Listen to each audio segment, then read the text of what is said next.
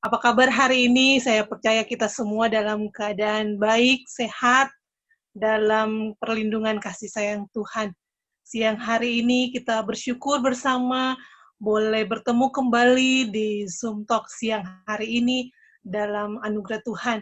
Dan siang hari ini materi yang akan kita sama-sama dengarkan yang akan dibawakan oleh Ibu Nana Liur, materi tentang kesombongan.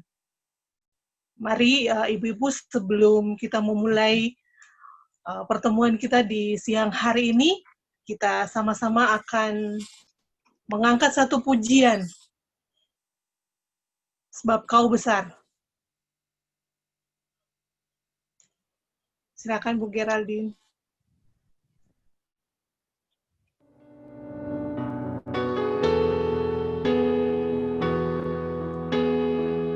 Kuberi kemuliaan dan hormat. Kuberi kemuliaan dan hormat. Ku angkat suara pujian, ku agungkan namamu. Kuberi kemuliaan dan hormat. Ku angkat suara pujian, ku angkat suara pujian, ku agungkan namamu, sebab Kau besar, perbuatanmu ajaib, tiada seperti Engkau, tiada seperti Engkau, sebab Kau besar, perbuatanmu ajaib, tiada seperti Engkau, tiada seperti Engkau. Mari kita muliakan Tuhan di siang hari ini, bahwa hanya Yesus yang terbesar dalam kehidupan kita. Dengan penuh pengagungan, mari kita katakan bersama-sama. Ku beri kemuliaan dan hormat. Ku angkat suara pujian, ku angkat suara pujian, ku agungkan namamu. Ku beri kemuliaan dan hormat. Ku angkat suara pujian, ku agungkan namamu, sebab Kau besar, perbuatanmu ajaib, tiada seperti Engkau, tiada seperti Engkau, sebab Kau besar, perbuatanmu ajaib, tiada seperti Engkau, tiada seperti Engkau. Sekali lagi katakan, sebab Kau besar, perbuatanmu ajaib, tiada seperti Engkau, tiada seperti Engkau, sebab Kau besar, perbuatanmu ajaib, tiada seperti Engkau, tiada seperti Engkau, tiada seperti Engkau.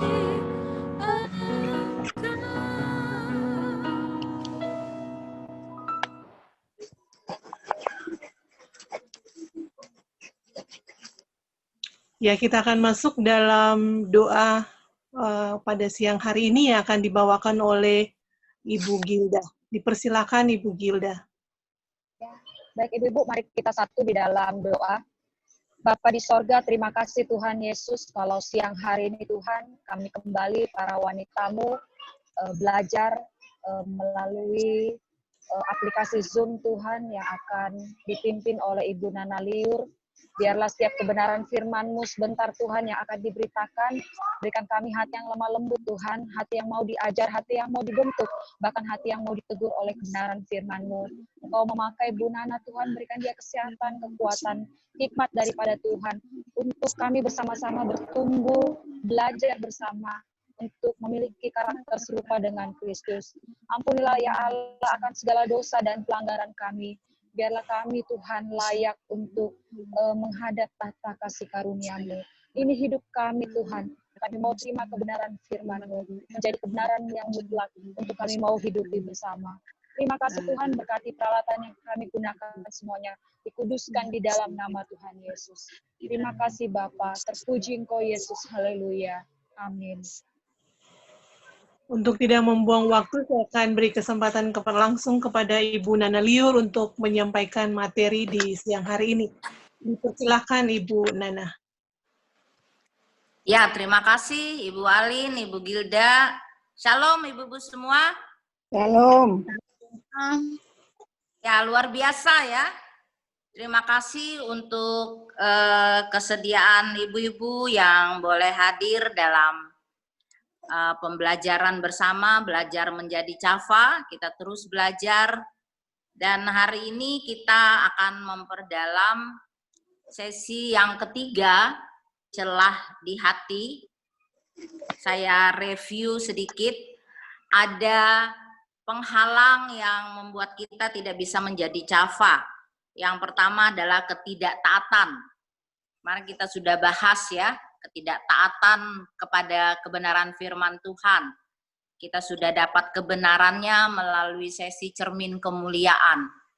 Dan kita juga sudah perdalam dalam 2 kali pertemuan. Kemudian penghalang berikutnya itu adalah luka. Ya, yang kita bahas di sesi celah di hati. Nah, boleh di-share screen-nya. Di camp kita belajar bahwa ada penyebab celah di hati. Ya, ada yang menyebabkan kenapa ada celah di hati kita. Ya, ibu-ibu bayangkan kalau ada celah di pintu atau di jendela, itu akan membuat debu atau angin atau kotoran bisa masuk. Ya, walaupun kecil gitu ya. Celah itu namanya juga celah. Celah itu kecil. Tapi walaupun kecil, itu dia berdampak buat hati kita dan buat hidup kita. Yang pertama, penyebab celah di hati itu adalah ketiadaan gambar Bapa. Dan tidak ada sentuhan seorang ibu. Ya, kehilangan figur Bapa dan kehilangan figur ibu. Bisa bapaknya meninggal waktu dia masih kecil gitu ya, atau dia masih membutuhkan bimbingan seorang ayah. Bisa bapaknya masih ada tapi tidak berfungsi. Ya, begitu juga dengan ibu. Mungkin ibunya ada tapi ibunya tidak berfungsi, tidak pernah mengalami sentuhan layaknya seorang ibu terhadap seorang anak gitu ya. Nah, kemudian yang kedua, adanya trauma, tertolak, ada kekerasan gitu ya, ada apalagi ada luka yang membuat ada celah di dalam hati kita. Nah, kita belajar bahwa Amsal 4 ayat 23, kita belajar bahwa kita perlu menjaga hati kita, ya, sesuai dengan Amsal 4 ayat 23. Boleh kita baca sama-sama ayat ini. Amsal 4 ayat 23. 1, 2, 3. Jagalah hatimu dengan segala kewaspadaan, karena dari situlah terpancar kehidupan. Jadi, menjaga hati itu adalah tanggung jawab kita. Coba sambil tepuk dadanya, ya. Itu tempat apa? Hati kita, lambangkan tempat hati kita. Katakan, aku mau menjaga hatiku dengan segala kewaspadaan. Jadi kita harus bertanggung jawab untuk menjaga hati kita sendiri. Ya, kita nggak perlu repot menjaga hati orang lain gitu ya. Tuhan memerintahkan kita untuk menjaga hati kita sendiri dengan segala kewaspadaan. Ya, bukan hanya waspada, tapi segala kewaspadaan. Jadi berjaga-jaga terus gitu ya. Karena apa? Karena dari hati itulah terpancar kehidupan. Jadi hati itu, boleh slide berikutnya, adalah pusat dari segala sikap, perbuatan, dan karakter kita. Karena dia adalah pusat yang mempengaruhi sikap, perbuatan, dan karakter kita, makanya kita perlu menjaganya. Kita perlu menjaga hati kita dengan segala kewaspadaan. Nah, hari ini kita belajar satu hal yang mungkin kita sadari atau tidak, diakui atau tidak, itu ada di dalam hati kita.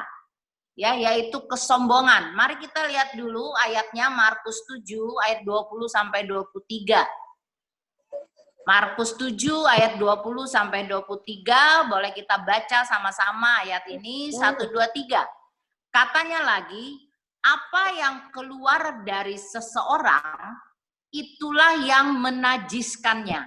Sebab dari dalam, dari hati orang, timbul segala pikiran jahat, percabulan, pencurian, pembunuhan, perzinahan, keserakahan, kejahatan, kelicikan, hawa nafsu, iri hati, hujat, kesombongan, kebebalan.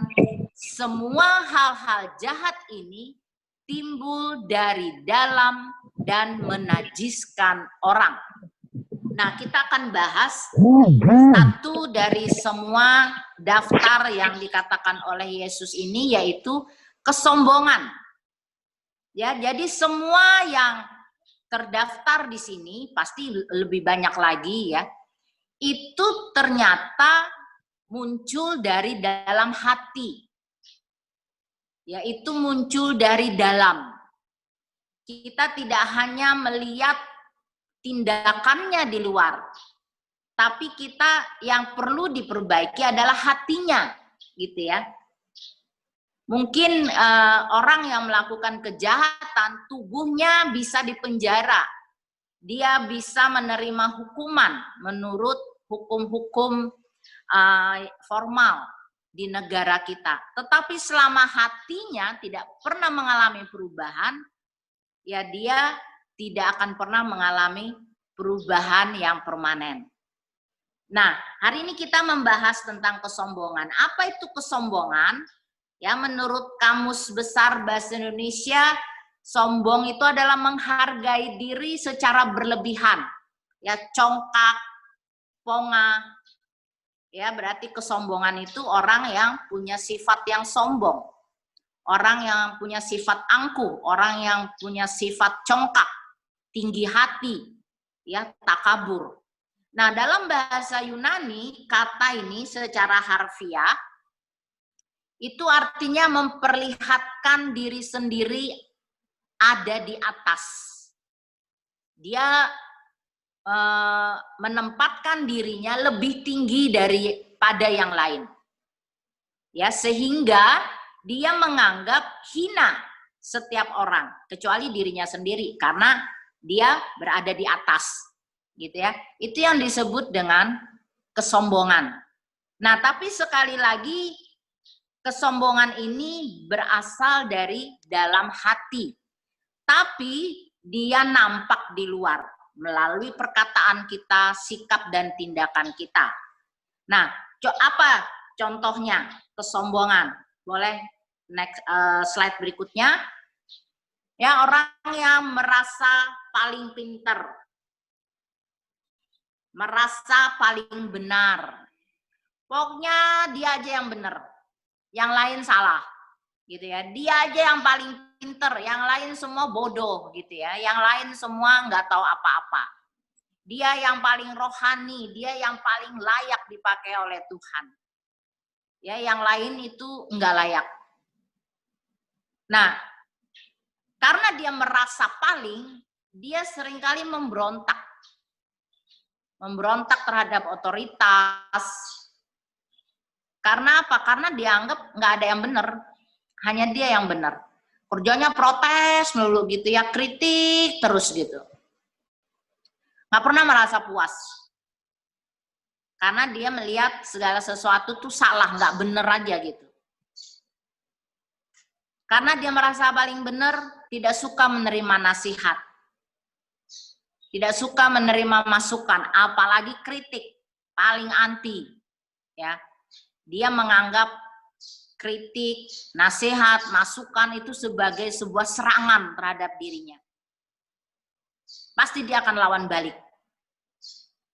Tidak pernah bersyukur, bersukacita, orang memberi nasihat, orang memberi masukan, tapi dia selalu defense gitu, yang melawan terus. Karena dia merasa paling benar juga, dia susah mengakui kesalahan. Dan kalau nggak mengakui kesalahan ya susah minta maaf gitu ya. Kemudian apa? Tidak bersedia memberi pengampunan. Saya pernah melayani di salah satu daerah. Di situ sangat umum gitu ya, orang bertengkar, berkelahi, bisa sampai tahunan. Bisa mertua dengan menantu, tidak saling menyapa gitu, bisa tahunan. Dan ketika kami sampaikan materi ini, celah di hati, yang ujungnya adalah kita saling mengampuni, ibu ini bilang, sampai Tuhan Yesus datang, saya tidak mau mengampuni dia. Coba, itu adalah orang yang sombong. Ya, tidak bersedia memberi pengampunan, itu adalah ciri orang yang sombong. Merasa diri benar, merasa diri tidak salah, orang lain yang salah. Jadi buat apa saya harus memberi pengampunan buat dia gitu ya, enak aja. Nanti dia belagu gitu. Nah, suka pamer kekayaan, kepintaran, kehebatan, pencapaian diri. Ini kalau bukan karena saya nggak bisa terjadi seperti ini. Ini semua karena saya. Kalau nggak ada saya, hancur semua. Ini saya gitu ya. Pokoknya dirinya lah yang paling utama. Yang lain nggak ada andilnya gitu. Dia yang paling punya andil. Saya dulu pernah juga mempraktekkan pamer ini, ibu-ibu. Ya, waktu saya kerja, saya kan di bagian keuangan ya. Jadi salah satu tugas saya itu menggaji orang-orang proyek. Jadi saya pegang uang itu lumayan banyak, bukan uang saya, uang kantor, puluhan juta gitu. Jadi sampai ratusan juta kalau pas gajian. Nah, saya lagi kesel dengan tetangga sebelah saya karena dia suka pamer. Ngomongnya tuh buat saya tinggi gitu ya. Ceritanya tuh kadang-kadang buat saya nggak masuk di akal. Sombong banget nih orang gitu. Dan dia kesannya menganggap rendah kami gitu. Saya mau balas dia. Jadi saya ambil ban. Ibu-ibu tahu ya, kalau uang-uang yang kita ambil dari bank itu kan suka ada bannya ya. Suka ada bandrolnya itu. Ada tulisan 5 juta, 10 juta gitu kan. Di kertasnya itu yang mengikat uang itu. Saya kumpulin ibu-ibu. Saya kumpulin lalu saya bawa pulang. Terus dengan sengaja saya hamburin di halaman saya gitu. Halaman kami itu cuma berbatas tembok dengan tetangga sebelah. Jadi saya sengaja hamburin di tempat di mana kalau dia nyapu halamannya dia pasti lihat ban itu gitu ya, bandrol uang itu. Dengan harapan supaya dia itu jangan anggap remeh saya gitu loh. Saya juga punya uang puluhan juta, ratusan juta, padahal itu bukan uang saya gitu ya. Nah, saya tidak suka dia menyombongkan diri dengan saya, tapi saya membalasnya juga dengan kesombongan gitu ya, dengan pamer yang walaupun itu bukan uang saya. Nah, seringkali kita memamerkan sesuatu untuk diakui oleh orang lain, padahal kita rela untuk memanipulasi, rela untuk bohong. Saya juga kenal seseorang yang supaya dia diakui oleh orang, dia pakai perhiasan-perhiasan yang semuanya imitasi gitu loh, tapi kelihatannya tuh emas gitu ya. Gede-gede gitu kelihatan emasnya. Supaya apa? Supaya diakui. Ya, dia memamerkan kekayaan yang palsu gitu. Nah, mungkin ada banyak contoh-contoh orang yang sombong yang ada di sekitar kita yang kita temui, tapi hari ini Tuhan mau kita melihat ke dalam diri kita sendiri. Ya, kita tidak memikirkan, oh ini ya memang si A, si B, oh iya nih betul nih dia tuh yang sombong gitu ya, enggak. Tapi hari ini kita mau memeriksa hati kita, kita mau menjaga hati kita. Ya, jangan sampai ternyata kesombongan ini masih ada di dalam hati kita. Nah, ibu-ibu, kesombongan itu adalah, boleh slide berikutnya, kesombongan itu adalah akar dari segala kejahatan. Coba bisa ulangi bersama saya, kesombongan adalah akar dari segala kejahatan. Ya, mau kejahatan apapun juga ibu-ibu, itu akarnya adalah kesombongan. Karena apa? Karena kita tidak bersedia untuk ditegur oleh firman Tuhan, tidak bersedia ditegur oleh orang lain, sehingga jalan kita salah, perbuatan kita salah gitu ya. Kita melawan Allah, merebut hak prerogatif Allah. Itu orang-orang yang sombong. Jadi jangan dikira hanya sekedar gaya-gayaan saja gitu ya orang yang sombong itu. Tapi itu adalah sesuatu yang sangat jahat di mata Tuhan. Karena apa? Karena dia melawan Allah. Sama seperti tadi orang yang saya ceritakan yang menahan pengampunan, tidak mau mengampuni sampai Tuhan Yesus datang, saya tidak mau mengampuni. Itu dia sebenarnya sedang merebut hak prerogatif Allah. Allah saja mengampuni. Allah saja bersedia untuk mengampuni kita. Allah saja bersedia untuk menerima kita apa adanya. Allah saja tidak pernah membeda-bedakan kita, gitu ya. Tapi seringkali kita mau lebih dari Allah. Kita tidak mau mengampuni, kita membeda-bedakan orang, kita mendiskriminasikan orang, gitu ya. Kita meremehkan orang yang kita anggap berbeda dari kita, lebih rendah dari kita. Nah, oleh sebab itu, Alkitab, ya boleh diklik lagi, Alkitab menulis bahwa kesombongan itu adalah dosa. Ya, mata yang congkak dan hati yang sombong, yang menjadi pelita orang fasik adalah dosa. Ada banyak ayat yang menggambarkan tentang dosa kesombongan. Tapi saya hanya ambil 2 ayat ini. Allah menentang orang yang congkak, tetapi mengasihani orang yang rendah hati. Kata congkak ini dalam bahasa Yunaninya sama dengan kata sombong yang tadi kita baca di Markus. Ya. Jadi dikatakan Allah menentang orang yang congkak. Ya, kalau Allah menentang, boleh diklik lagi, itu artinya apa? Ibu-ibu, bahasa aslinya itu dalam bahasa Yunani artinya apa? Allah berperang. Allah berperang melawan orang yang sombong. Allah menjadikan orang yang sombong itu sebagai musuh, sebagai pemberontak, sebagai pengkhianat, ya, yang harus diperangi. Jadi Allah menentang orang yang sombong itu karena itu tadi dia melawan Allah dan dia merampas hak prerogatif Allah. Itu adalah dosa. Ya, kita merendahkan orang itu sama dengan kita merendahkan Tuhan gitu. Ada ayatnya di Amsal. Ya, kalau kita menghina sesama itu sama dengan kita menghina pencipta kita gitu ya. Makanya Allah sangat marah, Allah sangat tidak suka dengan orang yang sombong. Lucifer itu adalah malaikat yang luar biasa. Ya, dia pemuji yang luar biasa. Tapi karena kesombongannya dia dilempar keluar dari surga dan jadilah dia iblis ya, jadilah dia Lucifer.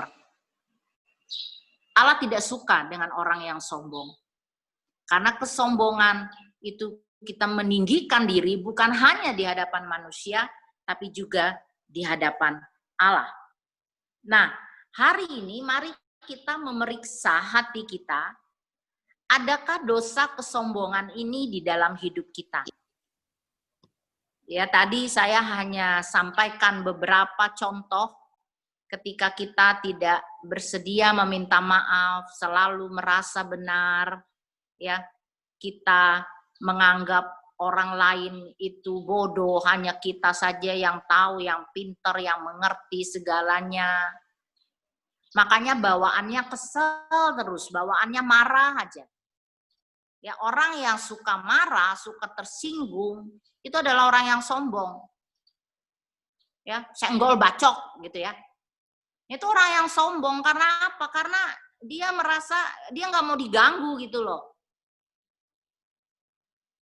Kita dulu sering mendengar kata-kata yang apa ya? Masalah buat lo. Emang gue pikirin gitu ya. Saya mengajarkan kepada anak-anak rohani saya untuk tidak menggunakan kalimat-kalimat itu. Karena apa? Itu menunjukkan bahwa kita ini hidup-hidup gua gitu loh. Lu ngapain sih ngurusin gua? Itu orang yang sombong yang tidak perlu orang lain. Ini hidup saya, suka-suka saya, jangan ganggu saya. Kata-kata itu maknanya seperti itu buat saya. Tadi malam di jemaat kami membahas Seven Giant ya, Seven Giant of your soul, 7 raksasa yang ada di dalam jiwa kita. Ya, ingin lebih baik, ingin yang serba nyaman, yang serba enak, enggak mau menderita gitu ya.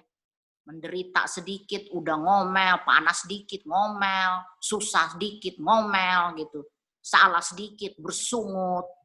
Itu orang yang mau enaknya aja gitu. Enggak mau mengalami penderitaan. Padahal hidup kita sebagai orang percaya kan Tuhan bilang, kita juga diberi anugerah untuk menderita gitu. Nah, orang yang hanya ingin kenyamanan, itu orang yang sombong, yang gak mau menderita. Kristus saja menderita. Ya, apalagi ingin selalu benar, yang gak mau diganggu. Itu adalah ciri-ciri orang yang sombong. Nah, mari hari ini kita mau jujur dengan hati kita.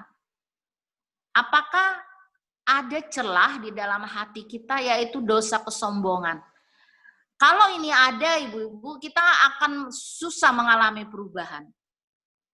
Ya, kita ngampunin susah, kita minta maaf susah, kita hidup bersama dengan orang lain susah, ya, membaur dengan orang lain susah. Karena kita merasa diri kita high class gitu. Saya berbeda, saya lebih tinggi dari mereka gitu. Jadi kita selalu memandang rendah orang. Nah, hari ini kita akan bukan hanya memeriksa hati kita, tapi mari kita mau serahkan. Kita mau akui, kita mau bebas dari dosa kesombongan ini supaya kita bisa mengalami pertumbuhan sebagai seorang Cafa. Kenapa kita gagal mengalami perubahan? Nggak pernah beres-beres. Hidup kita nggak pernah mengalami kemaksimalan. Ya karena ada kesombongan ini yang terus kita pertahankan. Nah, apa yang kita lakukan Ibu-ibu, nanti kita akan masuk ke dalam kelompok. Ya, kita tidak hanya sekedar berdiskusi, sharing, tapi mari kita mau saling mengaku dan saling mendoakan di kelompok. Ya. Alkitab bilang apa? Hendaklah kamu saling mengaku dan saling mendoakan supaya kamu sembuh. Di sesi 2 kita belajar bahwa mengaku dosa adalah perintah. Ya, mengaku dosa kepada sesama supaya kita sembuh, mengaku dosa kepada Tuhan supaya kita diampuni. Dan bertobat itu juga adalah perintah. Nah, kita akan lakukan itu di kelompok. Ya, Ibu nggak usah khawatir, ini tidak akan keluar gitu ya. Tidak akan direkam dan tidak akan diupload ke video untuk diskusi ke YouTube untuk diskusi kelompoknya. Dan juga nanti tidak akan dipresentasikan. Jadi mari kita terbuka di kelompok dan lakukan langkah pemulihan ini, boleh klik. Yang pertama, mari temukan imajinasi dan kepercayaan yang salah yang selama ini kita pegang. Ya, apa imajinasi dan kepercayaan yang salah yang selama ini ada di dalam pikiran kita? Mungkin dulu kita pernah mengalami ketertolakan. Kita diterima berdasarkan apa yang kita miliki, apa yang kita lakukan gitu ya. Di sesi 1 ya, kita meletakkan nilai kita pada hal-hal yang kelihatan, pada hal-hal yang fana. Kita masih hidup menurut apa kata orang, kita takut dinilai.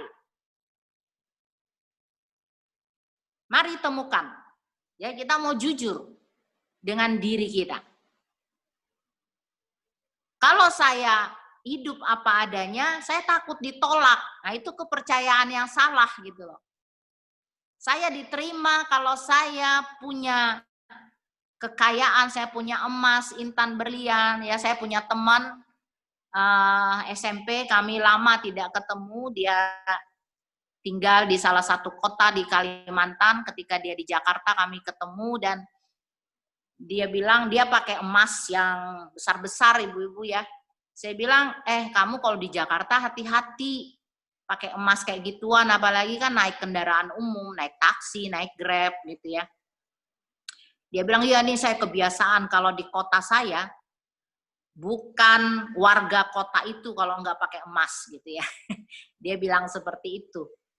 Nah, jadi itu kepercayaan yang salah gitu loh, yang dipegang. Jadi kalau orang yang nggak pakai emas ya jadi minder. Ya minder dan sombong ini beda tipis sih Ibu. Dia minder kalau bertemu dengan komunitas yang lebih dari dia, tapi dia akan sombong ketika dia berada di komunitas yang dia anggap lebih rendah dari dia. Ya, nah mari temukan itu. Lalu yang kedua, akui. Ya, akui. Jangan kita masih mengeraskan hati kita gitu loh. Saya nggak mau akui. Mari kita akui dan ambil keputusan untuk bertobat. Ingat tadi bahwa Allah menentang orang yang congkak. Allah berperang gitu ya. Allah menjadikan musuh orang yang congkak, orang yang tinggi hati, orang yang sombong. Kita harus segera bertobat. Supaya apa? Kita nggak jadi musuhnya Allah gitu. Lalu yang ketiga, alami Tuhan dalam pengalaman yang baru. Tuhan menerima kita apa adanya. Tuhan tidak menerima kita berdasarkan apa yang kita miliki, berdasarkan penampilan kita, berdasarkan prestasi-prestasi kita, berdasarkan semua perbuatan baik yang kita lakukan, enggak. Allah tidak menerima kita berdasarkan itu. Alkitab mengatakan Yesus mati buat kita, Yesus mengasihi kita ketika kita masih berdosa. Ya, bukan kita dalam keadaan yang sudah sempurna gitu ya. Nah, mari kita dengar apa kata Tuhan dalam hidup kita, bukan apa kata orang. Nah, nanti kita akan saling mendoakan. Ketika kita sudah akui dan kita mau tinggalkan gaya hidup itu, kita saling mendoakan di kelompok. Dan mari kita alami kasih Tuhan yang menerima kita apa adanya, yang tidak pernah menolak kita, membeda-bedakan kita. Dia menerima kita apapun keadaan kita. Jadi kita tidak perlu hidup dalam topeng di hadapan Tuhan. Itu tersiksa sekali, ibu-ibu. Saya pernah alami itu bertahun-tahun. Ya, sangat tidak nyaman. Kita pakai masker aja setengah mati ya, apalagi pakai topeng. Pakai masker aja udah susah napas gitu ya. Apalagi kalau seluruh muka kita tertutup, sangat tidak enak. Nah, yang keempat yang perlu kita lakukan adalah kita tunduk kepada Tuhan dan kebenarannya serta lawanlah iblis. Ini adalah gaya hidup. Jadi kita tidak lagi hidup berdasarkan kepercayaan yang salah, ya, hidup berdasarkan kayak minggu lalu kita belajar tentang apa? Jangan bersandar kepada pengertianmu sendiri, tapi percayalah kepada Tuhan dengan segenap hatimu. Apa tandanya kita percaya kepada Tuhan dengan segenap hati? Ayat yang berikutnya dalam Amsal 3 itu dia bilang apa? Akuilah dia dalam segala lakumu. Artinya apa? Perkataan kita, sikap hidup kita, tindakan kita sehari-hari harus menunjukkan bahwa kita tuh orang-orang, wanita-wanita yang mempercayai Allah dengan segenap hati kita. Tidak lagi mempercayai imajinasi kita, kepercayaan kita yang salah. Ya, kita tunduk kepada firman Tuhan. Tanda kita percaya kepada Allah adalah kita tunduk kepada firman-Nya setiap hari. Nah, kalau kita tunduk kepada firman Tuhan setiap hari, semua kepercayaan yang salah, imajinasi yang salah itu akan terkikis, akan tergantikan. Ya. Lawan iblis, mungkin ada godaan-godaan iblis gitu ya. Supaya kita kembali mempraktekkan sikap hati yang sombong. Kita harus lawan. Ya, mungkin dalam pelayanan kita bilang, wah, saya kan pendeta, kamu siapa? Kamu kan jemaat biasa gitu. Saya kan pemimpin, kamu siapa? Ya, godaan-godaan itu bisa saja terjadi dalam hidup kita sehari-hari. Ya, di rumah kita. Ya, kita sulit untuk rekonsiliasi. Kita menahan pengampunan untuk orang-orang yang ada di rumah kita. Kamu yang salah kok. Kamu dong yang duluan minta maaf. Ya, itu celah yang bisa dipakai oleh iblis untuk menguasai hidup kita, yang perlu kita lawan. Dengan cara apa? Kita memilih untuk tunduk kepada kebenaran firman Tuhan. Ini harus dilakukan terus-menerus sampai menjadi sebuah gaya hidup, sampai menjadi sebuah karakter dalam hidup kita. Nah, ibu-ibu, saya juga dulunya orang yang sombong gitu ya. Saya susah untuk meminta maaf, saya susah mengakui kesalahan. Walaupun saya tahu saya salah. Saya susah untuk mengakui gitu. Saya gengsi. Pokoknya ngotot aja dulu. Karena apa?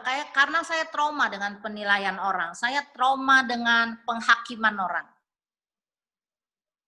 Ya, kalau saya melakukan hal yang baik saja saya dihakimi, apalagi kalau orang tahu saya melakukan kesalahan gitu ya. Saya takut untuk mengakui kesalahan saya.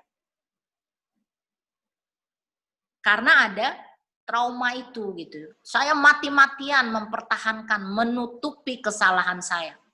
Karena takut untuk ditekan, dihakimi, dibully. Dan juga saya selalu ingin tampil baik di hadapan orang. Karena takut dinilai itu. Ya, karena saya dibesarkan dengan apa kata orang, apa kata orang. Kamu harus begini, nanti apa kata orang, apa kata orang. Ya. Jadi itu sangat melekat di dalam imajinasi saya, kepercayaan saya. Takut nanti apa kata orang, bikin ini takut apa kata orang gitu ya. Jadi saya lebih peduli apa kata orang daripada apa kata Tuhan. Ya, saya sampai dulu saya hamil sebelum nikah pun saya nggak akui. Ya, padahal kalau kehamilan itu kan mau ditutupin bagaimana.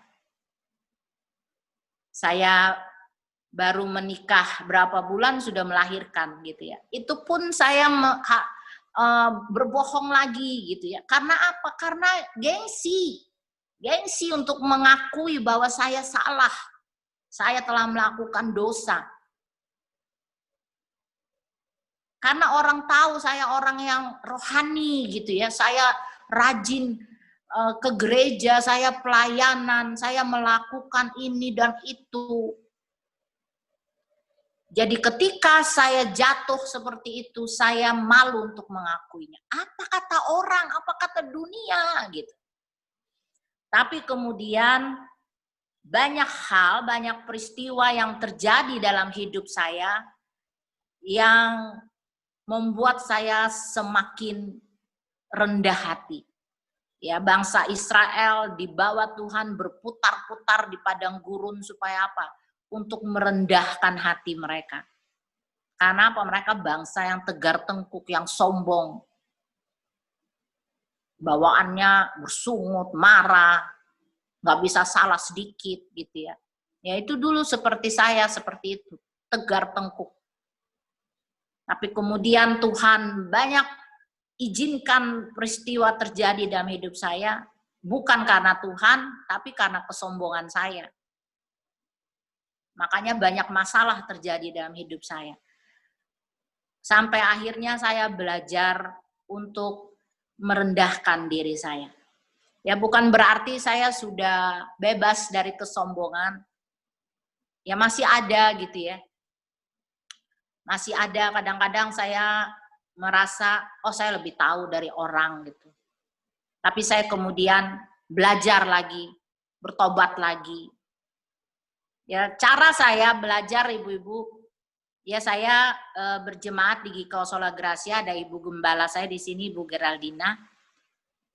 Apapun yang ditugaskan di jemaat, saya mau lakukan. Dikasih PR apa gitu, saya mau kerjakan. Saya mau belajar. Ya kalau misalnya ada ibadah-ibadah, saya ikutin karena semua pakai Zoom ya, jadi saya nggak perlu jauh-jauh ke gereja. Ya kalau misalnya ada pemimpin pujian, minta kita begini, minta kita begitu, saya lakukan. Walaupun kan kadang kalau kita di Zoom ya, kalau diajak nyanyi, tepuk tangan, bikin ini, bikin itu, kita kayaknya nggak terlalu respon gitu loh. Tutup aja videonya, lalu kita bikin sesuatu yang lain. Tapi saya belajar untuk merendahkan hati saya dengan saya berpikir gini, saya juga nanti akan dikasih tugas untuk menjadi pemimpin pujian. Ya kalau saya suruh orang begini, kalau orang nggak respon gimana? Pasti saya juga kecewa gitu ya. Ya kalau saya juga bisa bawain firman, kalau saya tugasin orang kayak gini, terus orang nggak respon, saya juga pasti akan kecewa. Makanya saya melakukan hal itu karena saya juga satu saat ada dalam posisi mereka gitu. Nah itu menolong saya untuk tidak lagi menganggap rendah orang atau menganggap diri saya lebih dari orang lain. Ya lakukan saja apa yang ditugaskan, apa yang diminta, lakukan saja. Ya tanpa ada perbantahan.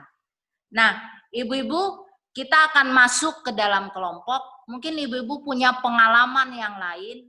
Mari kita share di dalam kelompok. Kita saling mengaku di dalam kelompok, lalu kita saling mendoakan supaya kita sembuh. Amin Ibu-Ibu.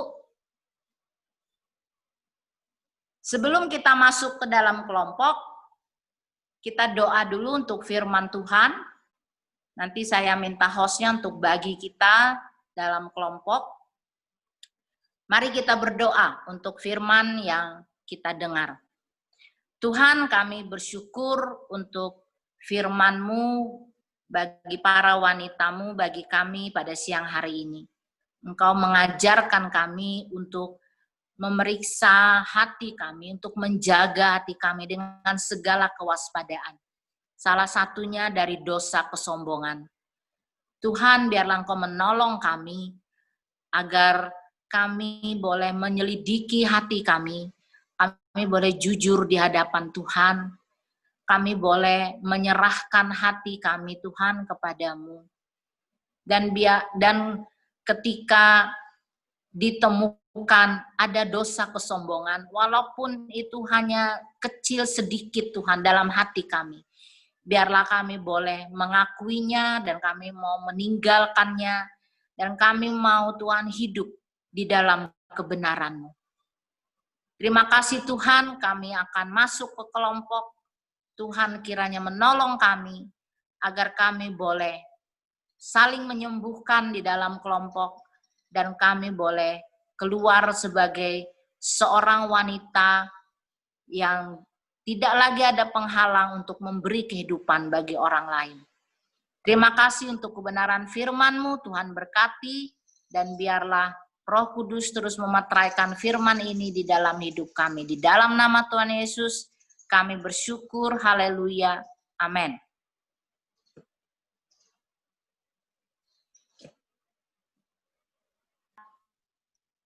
Masuk di kelompok tadi, kita tidak ada presentasi.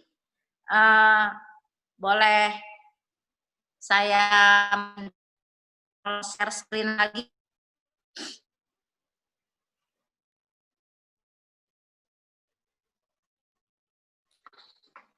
Ibu-ibu, 16 ayat 12 penghancuran. Tetapi kerendahan hati mendahului kehormatan. Ya, boleh katakan bersama saya, ada di screen, ikutin saya saja. Tinggi hati mendahului kehancuran. Tinggi hati, Tapi kerendahan hati mendahului kehormatan. mendahului kehormatan. Iya, berarti tinggi hati, kesombongan itu akan membuat kita hancur. Jadi jangan dipelihara, ya, hancur kita. Coba bilang sama sebelahnya, sama dirinya sendiri. Aku enggak pelihara kesombongan. Itu hanya menghancurkan hidupku. Ya, Yesus adalah model kita. Belajar kerendahan hati dari Yesus. Ya, Alkitab mengatakan, walaupun dalam rupa Allah, dia tidak menganggap kesetaraan dengan Allah itu sebagai milik yang harus dipertahankan. Tapi dia memilih untuk mengosongkan dirinya. Mengambil rupa seorang hamba. Dan sebagai seorang hamba, ia taat. Bahkan taat sampai mati di kayu salib. Bagaimana kita bisa melahkan kesombongan yang lalu hendak menggerogoti hidup kita? Mari pandang salib Kristus. Lihat salib Kristus. Gambar-gambar yang kita lihat sekarang ini itu masih bagus. Yesus itu pakai penuh bagian bawah gitu ya, tutup sama kain. Tapi sebenarnya menurut para ahli itu disalibkan panjang bulat. Dia betul-betul dipermalukan seperti itu. Dipermalukan seperti itu. Tidak ada sesuatu yang dibanggakan. Tidak ada sesuatu yang disombongkan. Padahal dia adalah Allah. Dan dia menerima semuanya itu. Supaya kita dibebaskan, supaya kita dipulihkan, supaya kita disembuhkan. Biarlah kita selalu memandang kepada salib Kristus, agar semua kesombongan kita, tinggi hati kita, congkak kita, pongah kita, itu semua dihancurkan. Kita harus malu di hadapan Kristus. Dia rela menanggung semuanya demi kita. Demikian kita menjaga hati kita. Karena apa? Salah satu power statement kita di camp, boleh di share screen. Di situ dikatakan hatimu menentukan jalan hidupmu. Kita jaga hati kita dari roh kesombongan, dari sikap hati yang sombong. Dengan terus-menerus memandang salib Kristus, belajar dari Kristus. Boleh kita katakan, hatiku menentukan jalan hidupku. Apa yang ada di hati kita, itu akan menentukan hidup kita.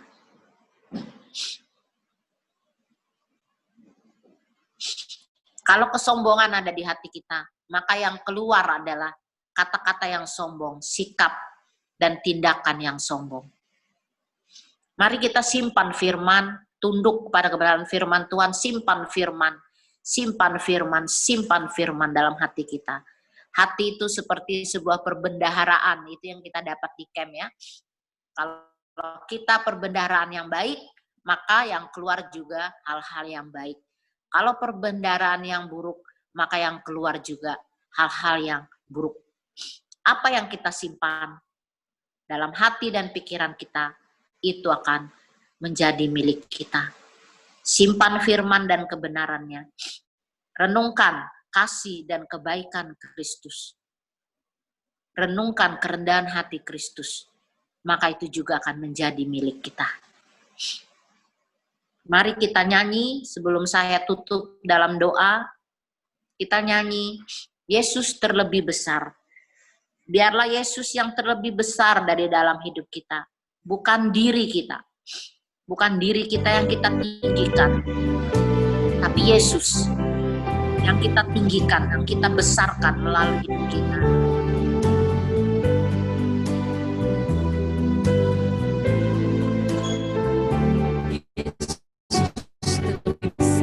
Yesus terlebih besar. Yesus terlebih besar. Amin. Yesus terlebih besar. Amin, amin.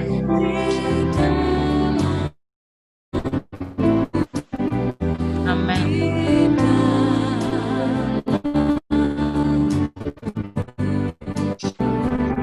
Biar Yesus yang terlebih besar dalam hidup kita. Ya. Yesus terlebih besar. Amin.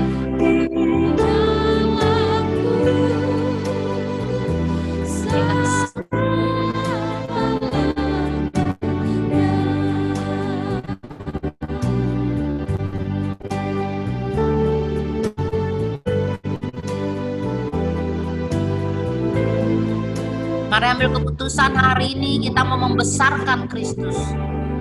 Bukan diri kita, bukan kepintaran kita, kehebatan kita.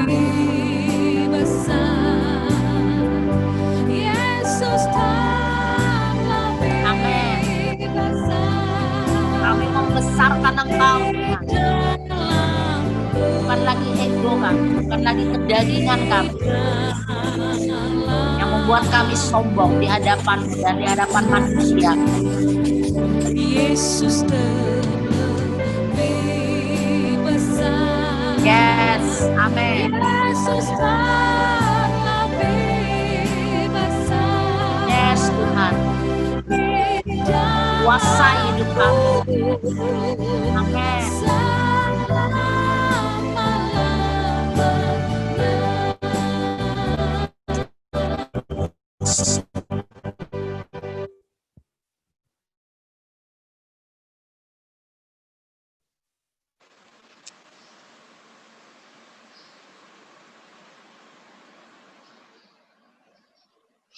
Terima kasih Tuhan untuk pertemuan kami sore hari ini.